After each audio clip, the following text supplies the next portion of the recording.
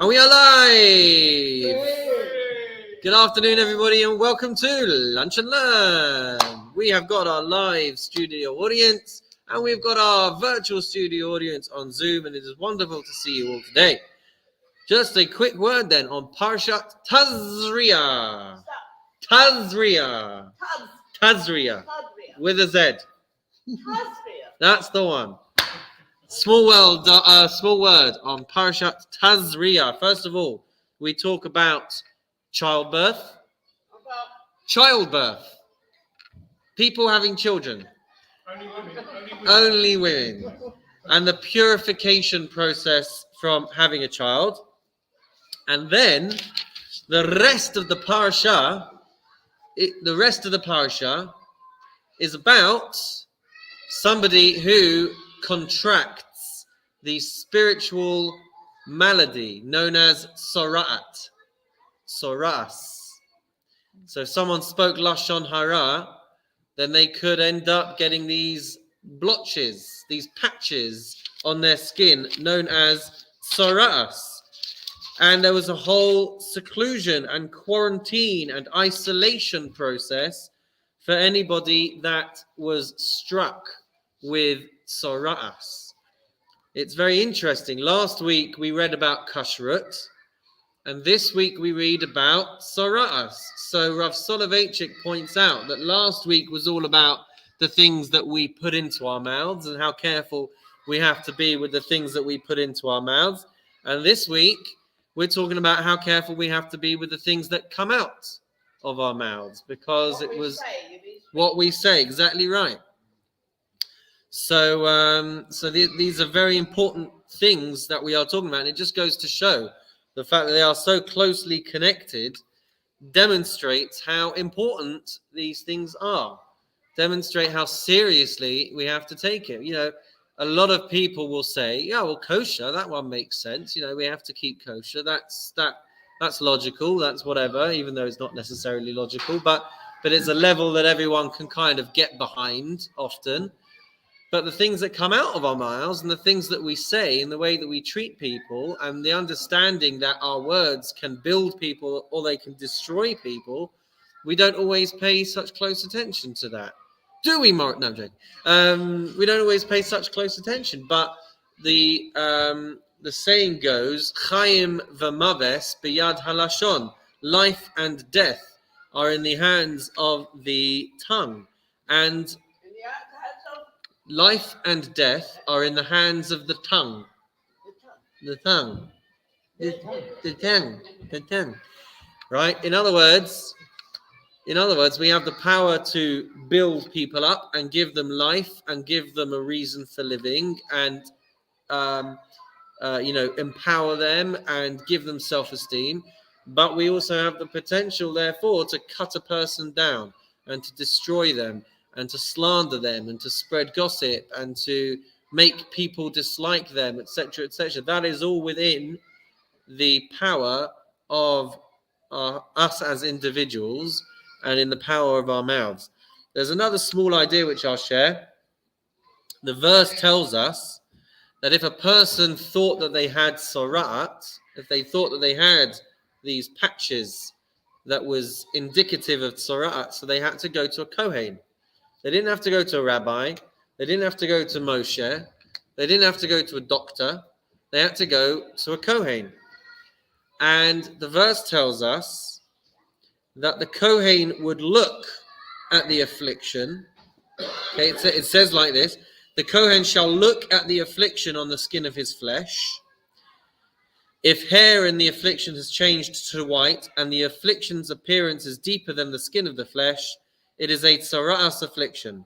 The kohen shall look at it and declare him contaminated. And if we pay attention, if we pay close attention and we're sensitive to the way in which this verse is written, we will notice that the Torah says twice that the kohen shall look at the affliction.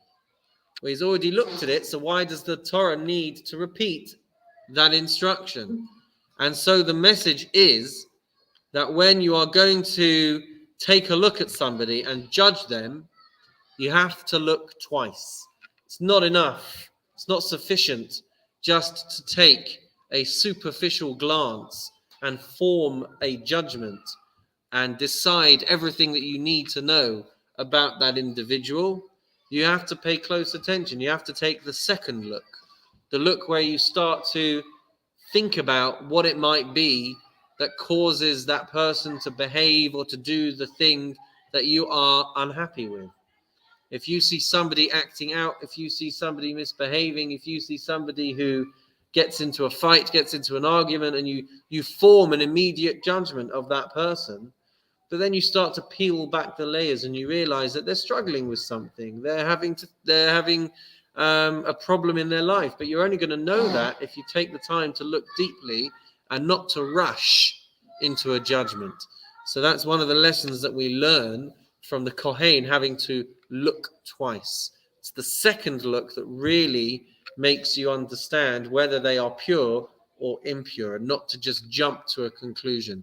Morris! Just on a second point, just so, dare I say, that a Kohen has the blotches. Who does he go to? He would go to another Kohen. He wouldn't diagnose himself. He would go to another Kohen. Yeah. Some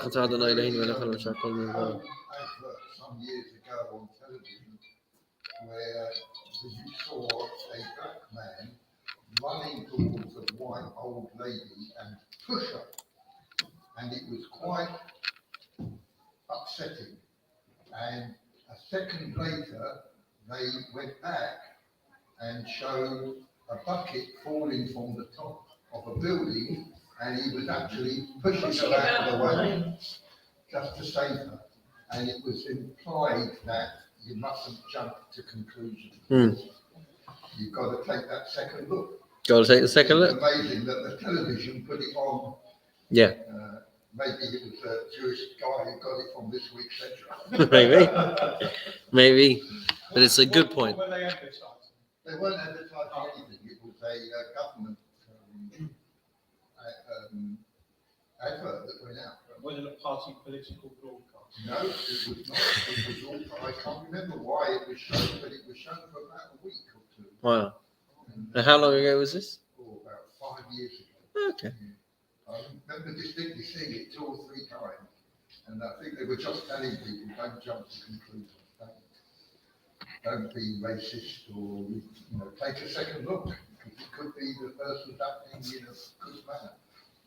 There you go. 2 or 3 times Martin saw that. So to the millions watching on YouTube, Martin watches far too much TV. Some of the programs are brilliant. Some of them are rubbish. And on that note, let's go to our rubbish programming for today. God forbid. Let's go into Pirkei Avot. Unless we have questions on Zoom. No. Caller on line 1? Nothing. All right. So let's dive into Pirkei Avot. Yes, I mean, I don't know what page we're on, but we're still on the same one. So don't worry too much about the page number. Oh no, we're not. No, we're not. We're yes, well, we're still on the same mission, but we can always look at the screen if we're struggling. So where are we up to? I have us at number 27 by my count. Although because we're getting so close to 48, I started counting to see if we actually get to 48. And according to the way that I'm counting, we're going to get to 51. So somewhere, I guess they're all bunched up.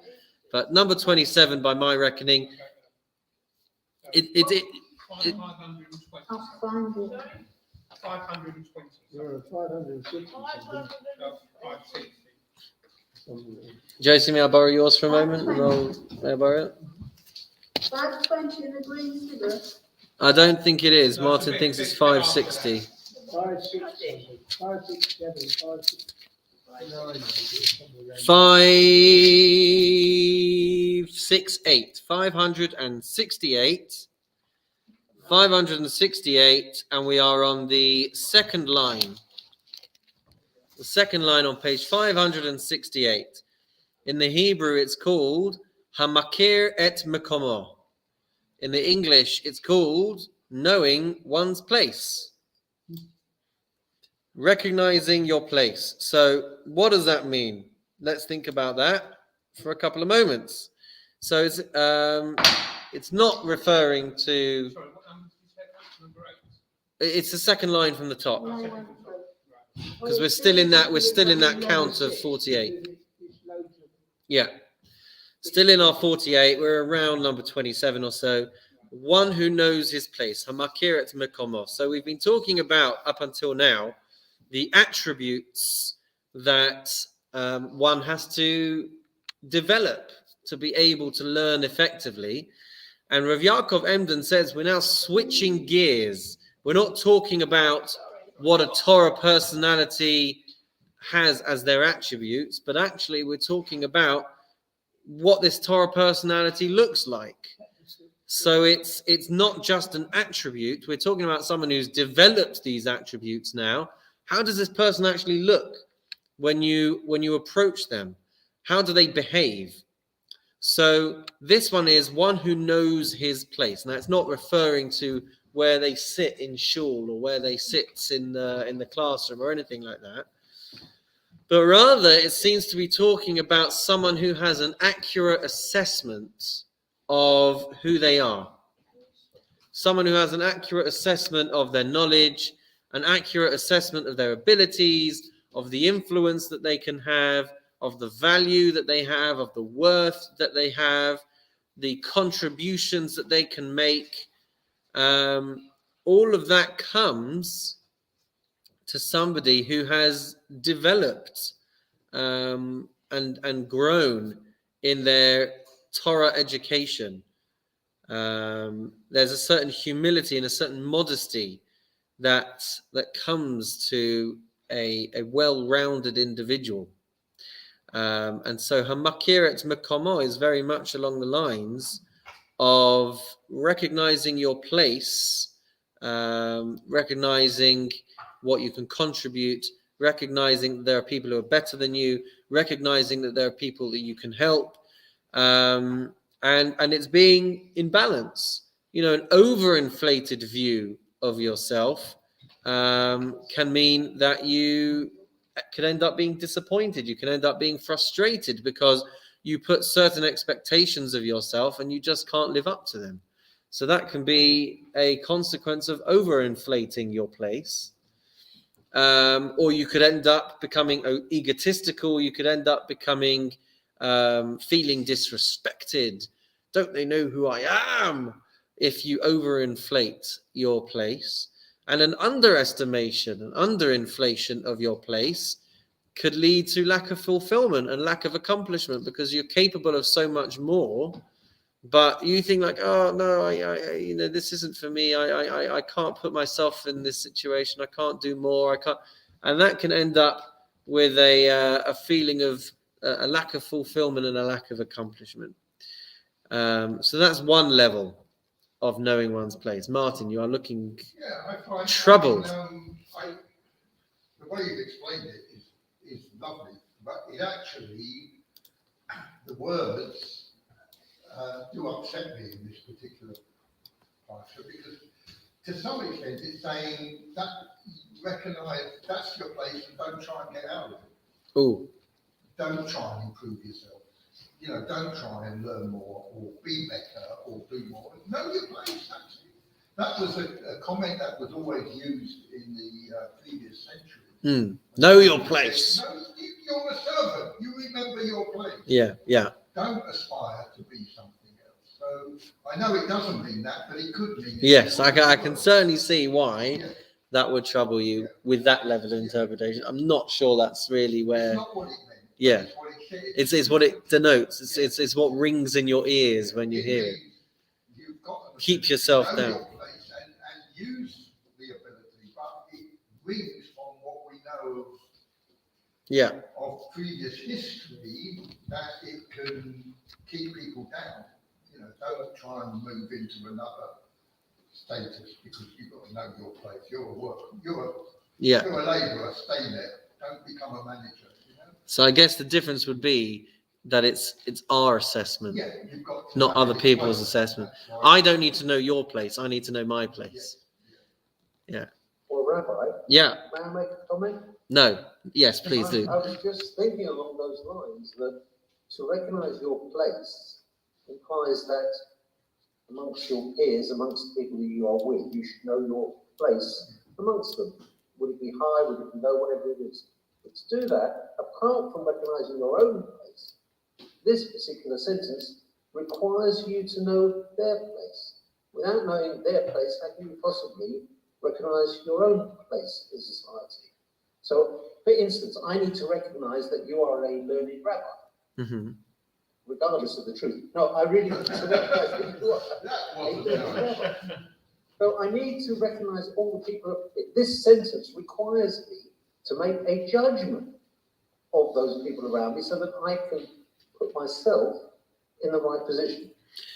And I actually find that's quite interesting because we don't really have that as part of a Jewish thing normally.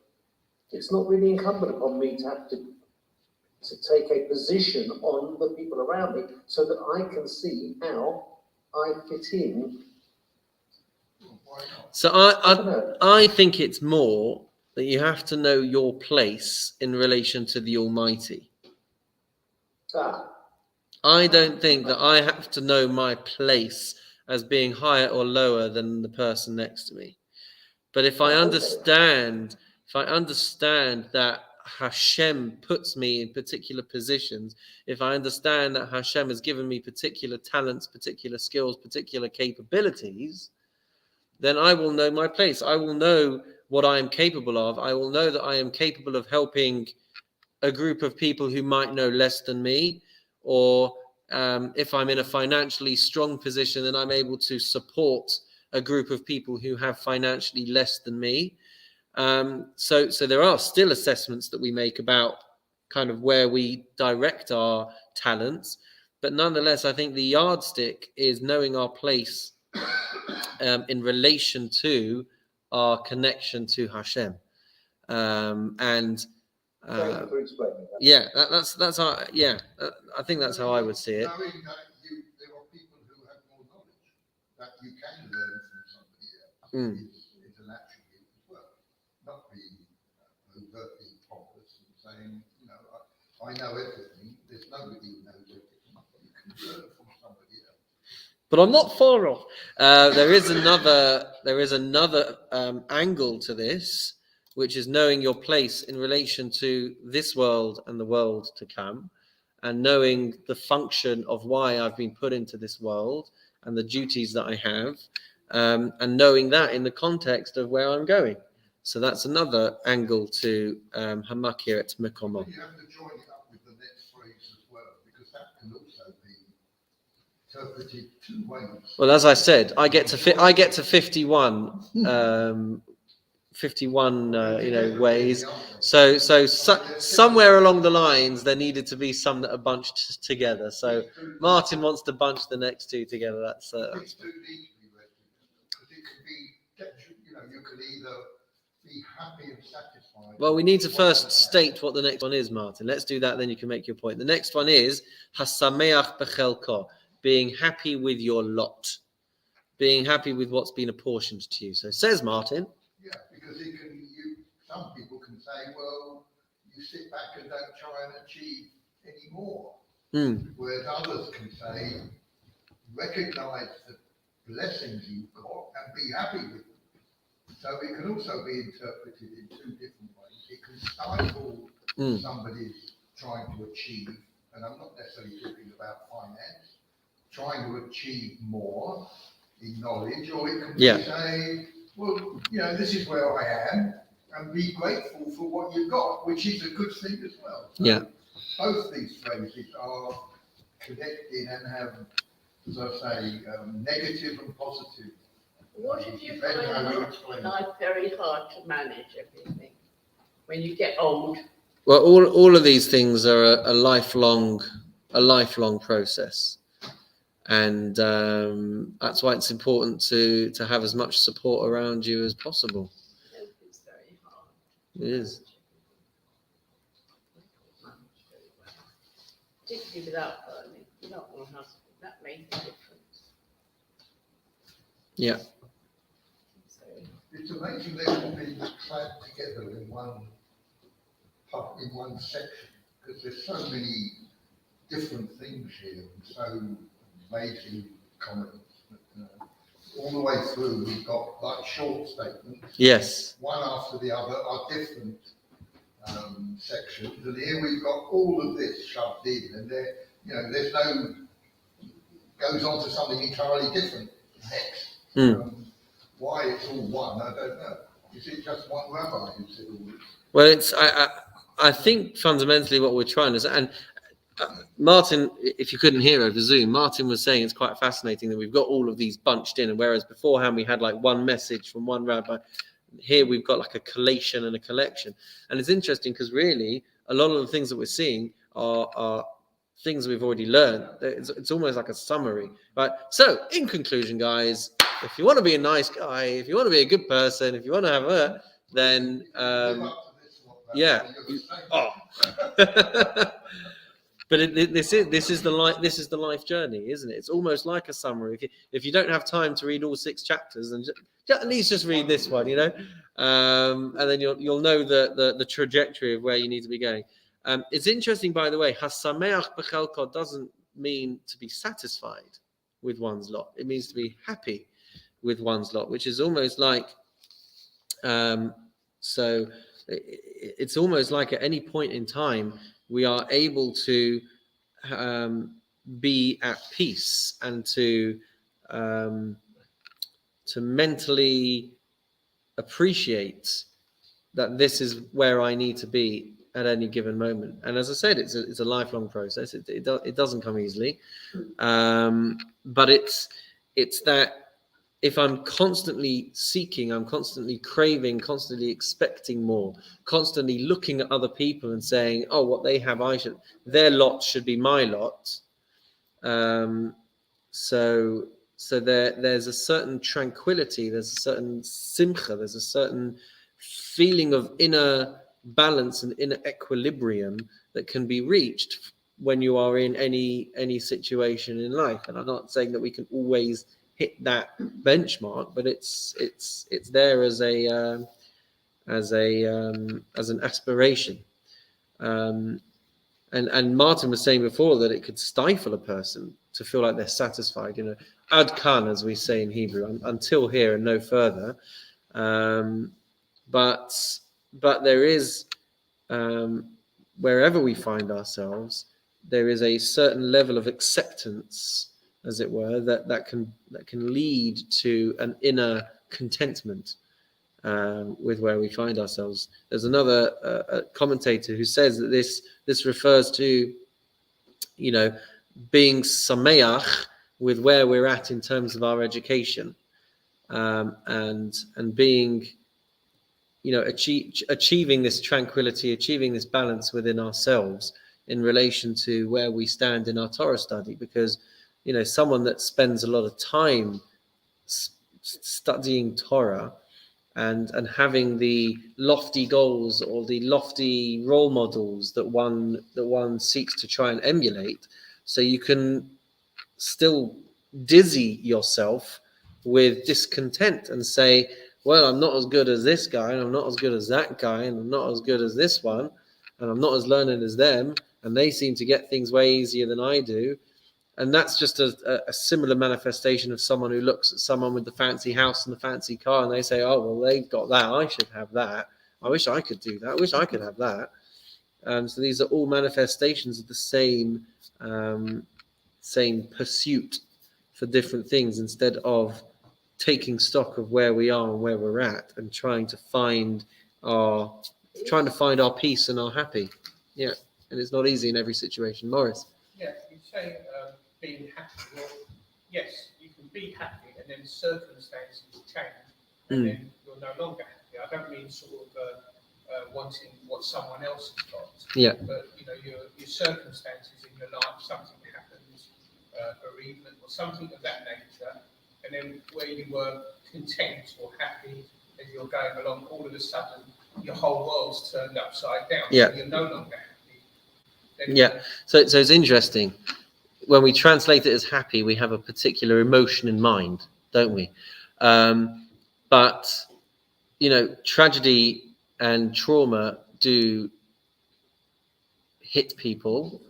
And we've talked about something else in the past, which is that, when we talk about simcha, when we talk about happiness or that inner kind of contentment, if you want to call it that, we've given examples in the past of, if you are going to have a decision in front of you, which is going to be the right decision for you, but it's going to impact negatively on whichever way you decide. My favorite example of this is you have to decide which set of in-laws to spend Yom Tov with. You can't spend Yom Tov with both, right? And whichever one you decide, the other one. Pardon me? Well, let's just pretend that they're in different places or whatever it is, right?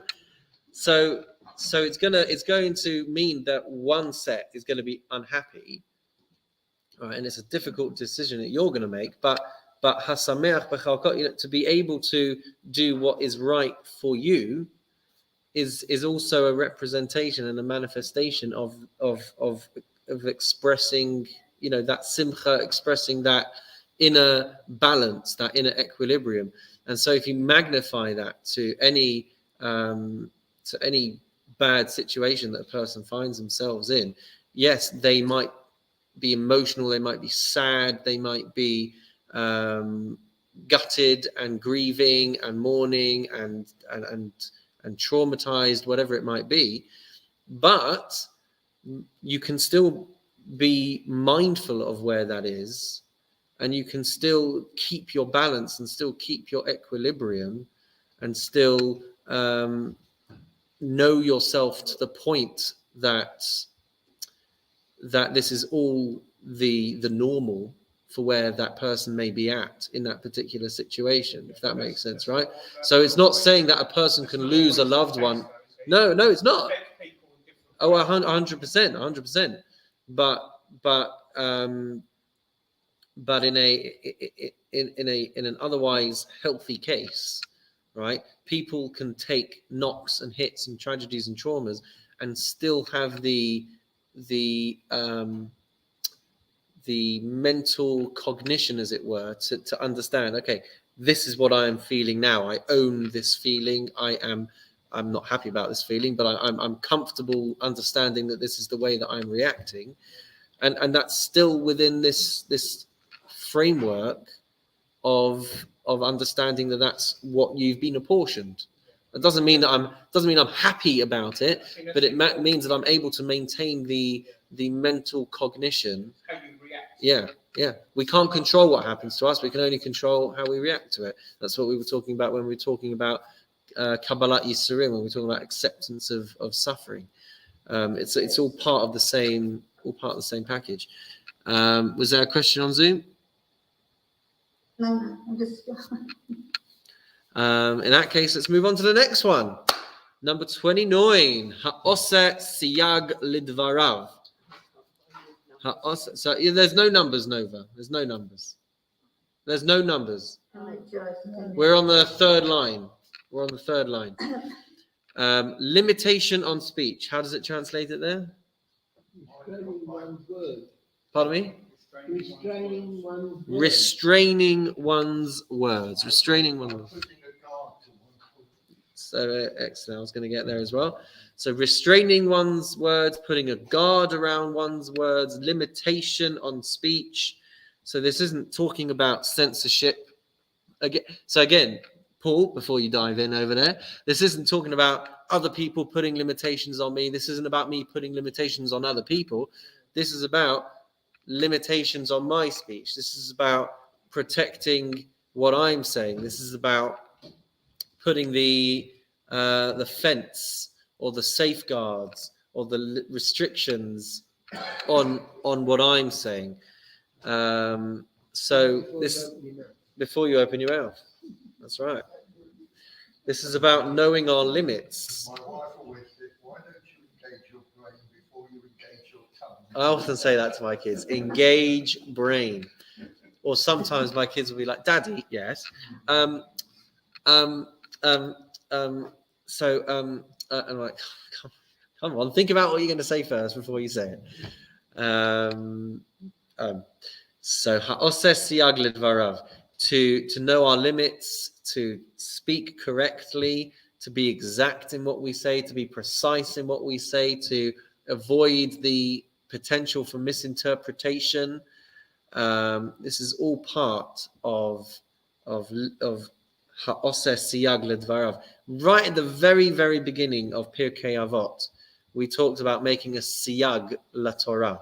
It was, in fact, might have even been the first or the second Mishnah, to make a siyag for the Torah, which is a safeguard. It's a fence. Literally the first thing that we said. Be deliberate in judgment, develop many disciples, and make a protective fence for the Torah. Safeguard what we say.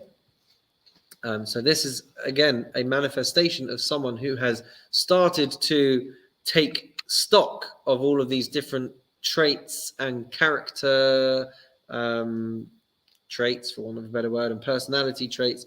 So somebody that is developing in this way will be careful with the way that they talk, will be careful with the tone that they take when they speak. This will all come as a development from someone who's paying attention to these different traits and these different things to develop and to work on. The next one, Eino machzik tova la'atzmo, they will not take credit for themselves. They will not take credit for themselves. So we know that taking credit for the things that we do, not knowing their place, like we said before, overestimating ourselves, it can lead to arrogance. So that is why somebody who is trying to develop in a healthy way will have that humility, will understand that what they've done or what they've had, the credit should go really to the Almighty. And it's interesting. It's interesting because we actually had a Mishnah along these lines a while back. If you study much Torah, don't take credit, because that is what you were born to do. That is what you were created to do. So if we understand that we are living out the things that are expected of us, if we have a particular skill, a particular talent, and then we put that talent to good use, right, then it's misplaced to take that credit all for yourself, because you're just doing what you were born for. And we've all been born for something, and we're all capable of bringing our goodness and our benefit to the world, and we're all capable of doing that for other people. But that's what we're here for. So it feels good when we get recognition. It feels good when we get some credit, and it gives us that little dopamine hit, and that rush of pleasure and that rush of emotion. But fundamentally, it's our duty. It's what we've been called for. In the army, a soldier gets a medal for going beyond the call of duty. So, I don't know what we all think, but where does our duty end, and where does our beyond the duty start? So if we could appreciate that, when you go beyond the call of duty, then it's good to be recognized. It's good to take some credit. It's good. Okay. But, where does that begin and end? Or where does that end and begin? For us. Slightly differently, that what it's saying to you is, from the old saying, don't chase after recognition, it will come to you. What it's saying, to my mind, is it's not for you to expect merit, to expect people to praise you, to say what wonderful work you do. Don't expect it, and it will come. People will recognise you as a modest and decent person and praise you for it. I think it's all part of that deal with giving charity. There are so many different levels. The person who gives it anonymously, nobody knows who gave it, nobody knows who received it. That's the highest level, and the lowest level is when you want to crack up. But at least you've given it. That's not true, by the way. No, the lowest level is someone who goes like, "Oh, fine, there you go," gives it begrudgingly to somebody. There's different levels, Yeah. different merit, and I think there's a partial somewhere about not chasing after. And it's coming up. It's coming up as well in our list in a few. If you, There's a lower level. Yeah. People that don't give it at all. Yeah, I'm sorry, yeah, of course. And it's much No, better. not necessarily. They can afford to. Yeah, people who can afford to. Yeah. It's interesting because the Hebrew says machazik tova. When you're machazik something, it's like you're grabbing it or seizing it, and that's interesting because credit may come your way, and respect may come your way, and these things may come your way, but you don't have to let it go to your head. Don't have to let it go to your head. You don't have to jump on it and yeah. All right. Any other offerings from the Zoomians? No. So the next one, ahuv. Ahuv. A person who is embodying these different traits is going to be beloved by other people. Is that how it translates it there for you guys? Being beloved? Unusual, because all the other things are things you do. And this is something Oh. that you've got no joy over. You've got joy over, you've got no input other than you behave well. It's not for you to be loved. And yet there's almost this guarantee. There's almost this guarantee. And it is interesting because, I mean, we just heard, it was last week already, wasn't it? About the passing of Rav Chaim Kanievsky. Sorry. Thank you very much. So we read about the passing of Rav Chaim Kanievsky, and we saw that nearly 1 million people went to his funeral. And this is really a manifestation of the love that you can engender in other people. The more wholesome and the more more developed, as it were, that you become. In a Torah context, this is what we see. That the more you give, the more that you contribute, the more that you build people around you, the more beloved you will inevitably be. And of course, that doesn't exist just within the Torah context, although 1 million people is quite a decent turnout for a funeral. But nonetheless, we see this in our own lives, that the more that we give, the more that we spread of ourselves, the more and the better that we try to be to other people, the ripple effect is that other people love us back. So we certainly see that. So are we just saying that people that love us, if we've generated this goodwill and love, that's who God loves, people, because you can only love and do the people that are around you, you're in your circle, but if they love you, then genuinely, because you've given love, it's come back. And then that's who God loves. Does God not love all of us? Yes, but I mean, there's a special thing, isn't it? Because you're loved by God, especially. I mean, we always say Banim Atem Lahash. We always say Banim Atem LaHashem, that however far a person strays, they're still one of Hashem's children. And even though you can create a void between yourself and the Almighty, He's still our as they say in Yiddish, our tati, our tati in heaven. It's he still loves us.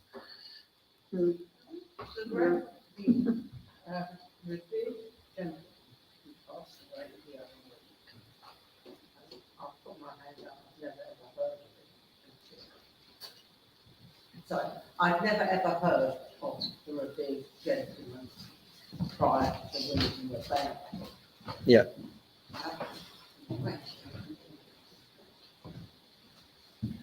He was obviously a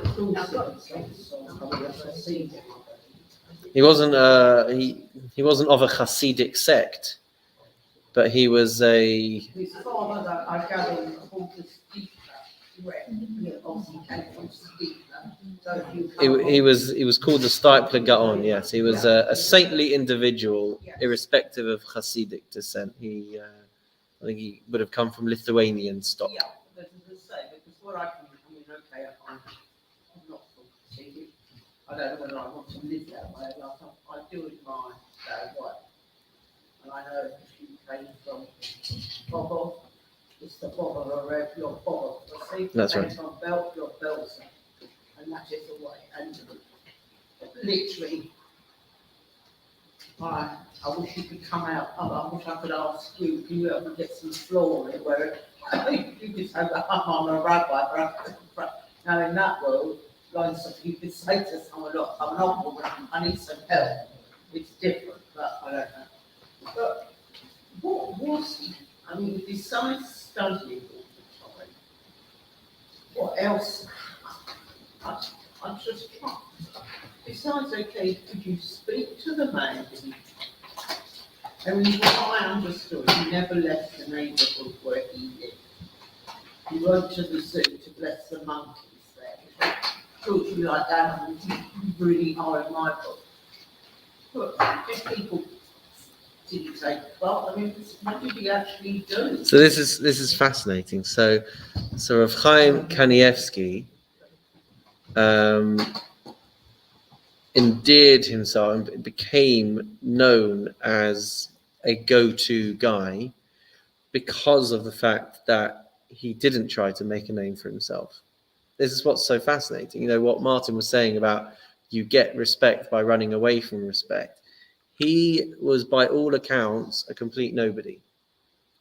That's what made him so great, because he just knuckled down doing what he did best.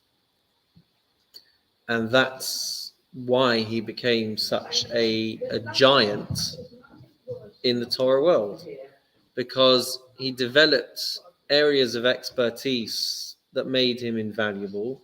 People could come to him with important questions, and not just what shall I have for lunch, or what neighborhood shall I live in, but big politicians and important people would come and seek his counsel. But he was an individual who he was, through our lenses, he was not living in this world.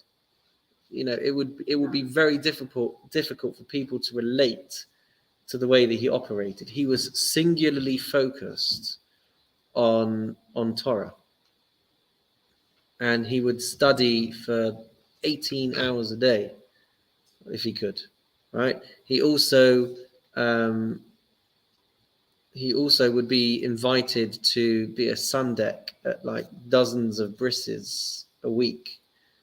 Right? The sun deck's the guy that the baby sits on the lap for. Right? So he would pray for anybody and give blessings to anybody that came his way, and you would see flocks of people from all streams and from all sects and from all levels of observance. People would go to him for blessings, people would go to him for guidance, people would go to him with their questions, and he would make time for absolutely everybody. Now, he wasn't the type of guy that would be like, come in, have a seat, He was somebody who would only spend a short amount of time with each person, but he would give them exactly what they required. So it's interesting because he wouldn't waste his time, he wouldn't waste his words. And I'm starting to hear loads of stories like this. He used to, when someone would come to him for a blessing, so he would say to them, bracha v'hatzlacha, blessing and success. That apparently, even that took too long, and so he got into the habit of apparently saying, I think it was buha, which is an acronym for bracha v'hatzlacha. So his time was very precious, but he would give blessings, he would give counsel, he would answer questions to anybody who came. I remember hearing a story about someone who went to visit him, and they went and they said, could the Rav give me a blessing for success in business and success in family and finding a wife, whatever it was. And the rabbi said, bracha v'atzlacha, blessing and success. And then the guy said, sorry, perhaps the Rav misunderstood me. I'm looking for a blessing for a shidduch, and I'm looking for a blessing for success in business, etc. And Rav Chaim Kanievsky looked at him and said, bracha v'atzlacha. Like, that's all you need. You only need blessing and success, and everything else falls into place. And he was, I guess, had the ear of the Almighty, as it were, to be able to offer those blessings. Chaim Kanievsky, and he died the day after my daughter was born. Died on the 18th of March. Is that similar to Never heard of him. No. No, so the Alter Rebbe? pardon me. The Alter Rebbe? No, the Alter Rebbe died Yeah, no, but he a while used to- ago. He used to give that one coin. That's the Lubavitcher Rebbe. Yeah. Yeah. Yeah, Lubavitcher. So all of these people are our Torah sages, our Torah giants, our saintly, individuals that in the Torah world we turn to. Those are our celebrities. Those are our celebrities. And I remember putting a question once to a group of teenagers, and I said to them, I was like, let's say Will Smith was walking down the street, right? Which side of the road do you go to, right? That nowadays, right? So yeah, so if Will Smith walked down the street today, we'd all run to him to go and get his autograph and try and pardon me? You wouldn't, right? Who's Will Smith? He's a global celebrity who has. Oh, okay, fine. Even I know who Will Smith is, Martin. So who he was? The thing over the Oscars. Okay. All right. Frank Sinatra walks down the. There you go. So we all go rushing over when we see a celebrity. But if Rav Chaim Kanievsky was to walk down the street, right, then everyone would do a runner. So this is when I was talking to the teenagers, and I know you would run up to him, but when I was talking to the teenagers, they would all cross the road if they saw him coming. So the point I was trying to bring out is that in the Jewish world, these are our celebrities. These are the people that we look up to, and these are the role models. So the Lubavitcher Rebbe was one. I think his the greatness about it was not so much his great knowledge, which was amazing, but he gave pleasure is the wrong word. He gave comfort to thousands of people. Absolutely. He didn't ask for it, but he had that ability, and instead of shunning it and saying you're nobody and I just want to get on with my own stuff, he was prepared to give that blessing, that let people walk away feeling good. But just to give you an impression a bit more of like how he actually lived. So every single year he would make a siyum. He would have a completion ceremony for all of the things that he had studied in that year. Now, we have something called a Daf Yomi Siyum, which is a page of Gemara, and we do that every 7.5 years. So somebody who learns a page of Talmud makes a Siyum every 7.5 years.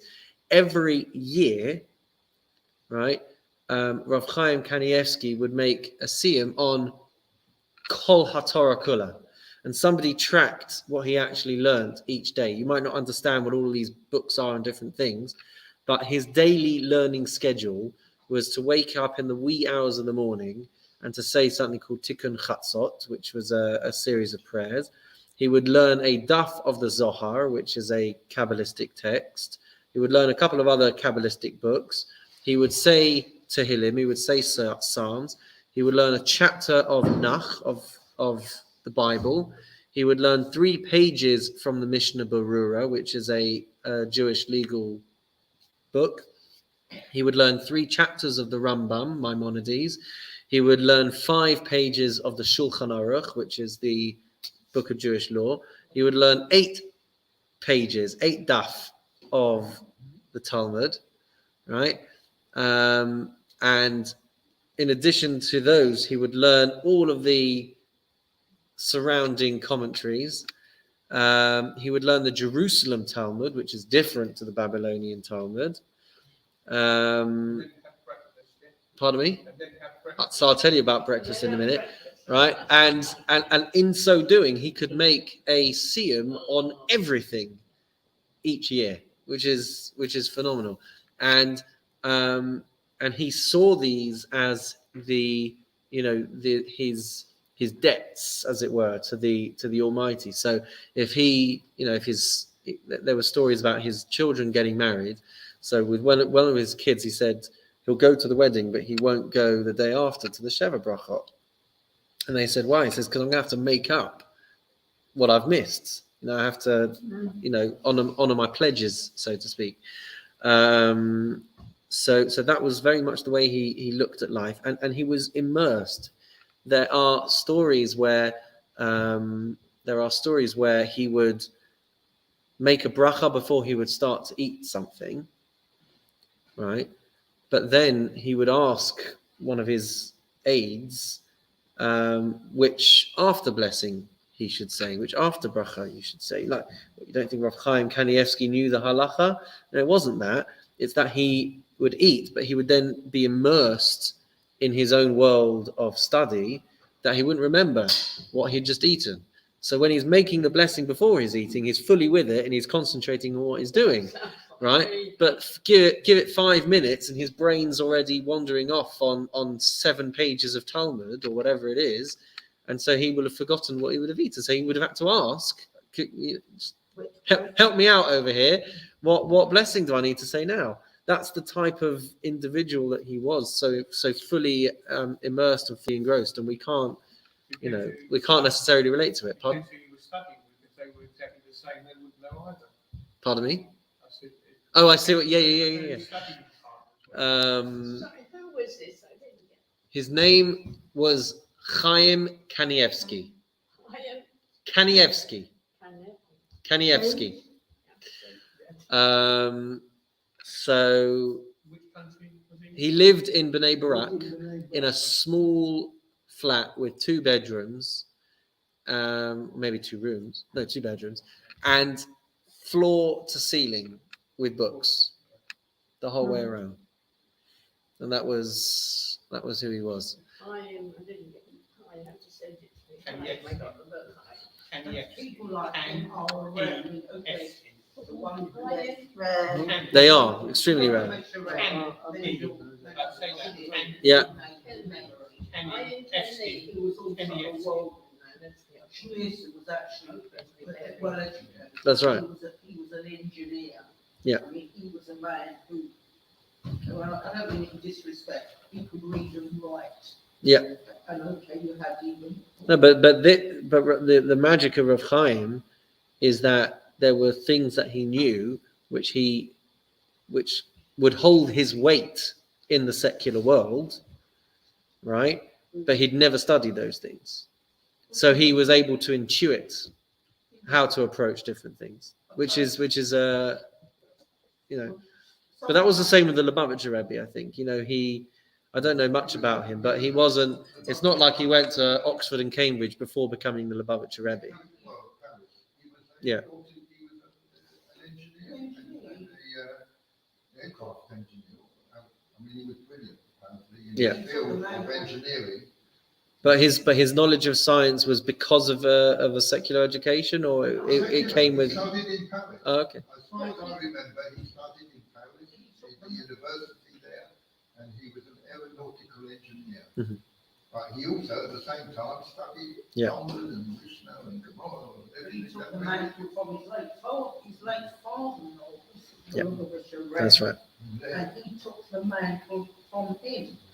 And since after his passing, there's never been, they've never been able to find anyone to take the place. So therefore, they go about their good work. Mm-hmm. And but I think they're wonderful people. I really do. Well, that was never in question. So there we go. Let's leave it there for today, unless we've got some questions coming in on the phone lines. And we'll say to all those watching on Facebook and YouTube, that's all we've got time for. But join us again for Lunch and Learn as we work our way through these this list, and see you again next time. In the meantime, have a wonderful and meaningful